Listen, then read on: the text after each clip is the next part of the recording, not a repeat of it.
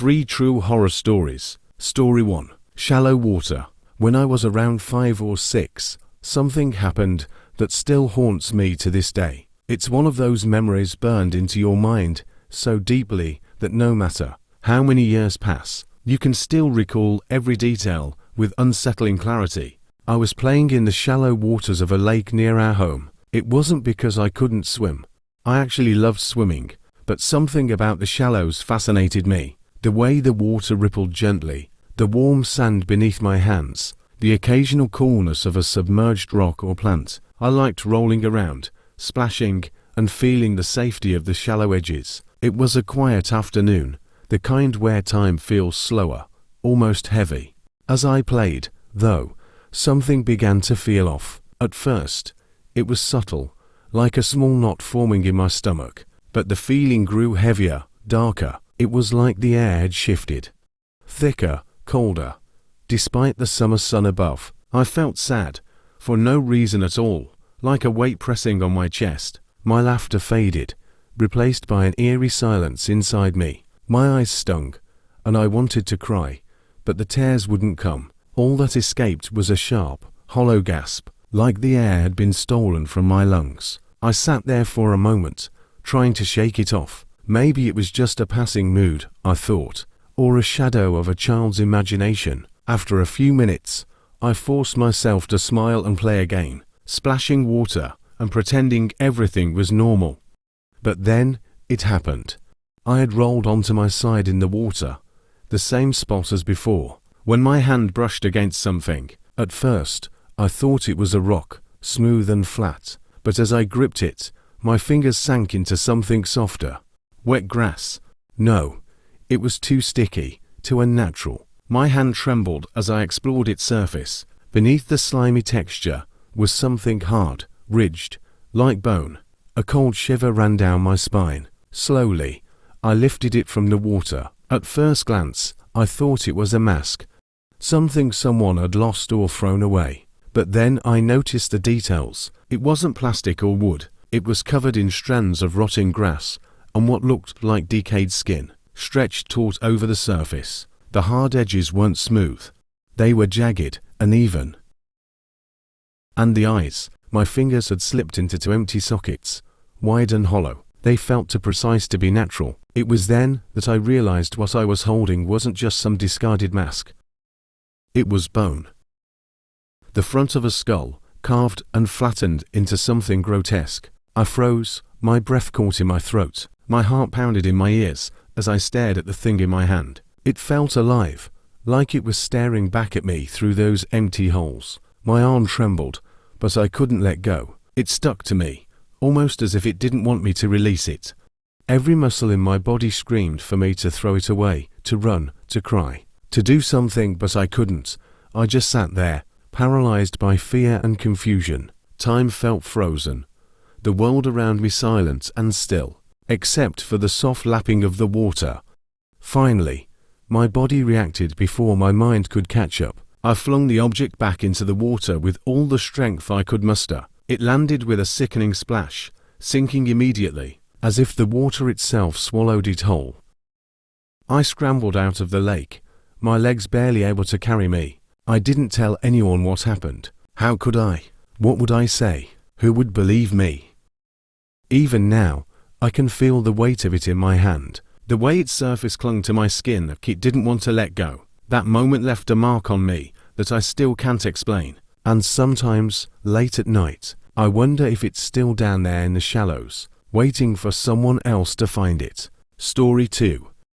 The warning I couldn't ignore. I was driving down a narrow country lane in the UK, the kind lined with high hedges and endless blind bends. It was quiet, no sound but the hum of my engine and the crunch of gravel under the tires. Ahead of me was a cyclist, riding slowly in the middle of the road, no helmet, completely unaware of how vulnerable he was. As he approached a blind corner, a sudden, vivid image flashed in my mind. Clearer than a thought, sharper than a dream. I could see it happening. A car coming around that bend too fast, slamming into the cyclist and pinning him to my car. It wasn't just a fear, it felt like a premonition. There was no sound, no sight of an oncoming vehicle, but the vision gripped me. I slammed on my brakes, honked my horn. And then it happened. Not 3 seconds later, a car came tearing around the corner. A teenage driver, reckless and speeding. The car flew past, missing us by inches. If I hadn't stopped, if the cyclist had still been in the middle of the road, he wouldn't have stood a chance. My heart was pounding out of my chest. I was shaking, the shock hitting me harder than I expected. The cyclist, wide-eyed and pale, came over to check on me, but all I could do was stammer the same thing over and over: "You were dead. You were dead." I'm not a religious person. I've never believed in anything I couldn't explain. But to this day, I can't shake the feeling that something or someone warned me. It wasn't just instinct or coincidence. It felt like intervention, and it saved a life. Story 3. The Forest Encounter. It was late evening, and I was driving home through a quiet forest road. The trees loomed tall on either side, their shadows stretching across the path under the dim glow of my headlights. The air felt heavy, almost suffocating, as if the forest itself was watching. Suddenly, I had to slam on the brakes. A pile of large branches lay scattered across the road, blocking my way. With no other option, I got out of the car to clear them, the silence of the woods pressing down on me. Every crack of a branch underfoot made my heart race. I hurried, feeling like I wasn't alone. Once the path was clear, I got back in the car and drove off, trying to shake the unease that clung to me. Just a few minutes later, I noticed headlights in my rearview mirror. A car was behind me, flashing its high beams repeatedly. At first, I thought it was some impatient driver, but then the car pulled alongside mine, speeding past. As it overtook me, I caught a glimpse of the driver, an old woman with a wild, frantic expression. She was making strange gestures, pointing toward the back of my truck. Her face sent a chill down my spine.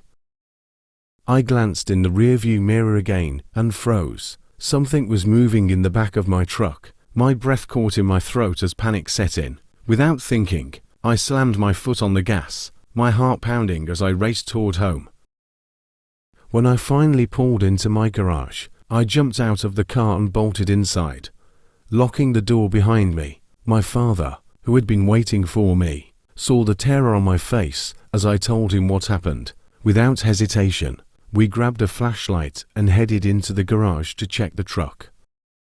The garage was eerily quiet, the beam of the flashlight slicing through the darkness. We approached the truck cautiously, and when we looked inside, the back was empty, except for one thing. Lying there was a rope, tied into a crude knot, smeared with something red. My father and I exchanged uneasy glances as the hair on the back of my neck stood on end. The garage door, which I could have sworn I closed, was wide open. To this day, I have no idea who or what was in my truck that night, or what their intentions were, but I'll never forget the way the forest seemed alive, the old woman's frantic gestures, and the chilling sight of that rope with its crimson stain. Leave a comment and follow for more. Thank you for watching.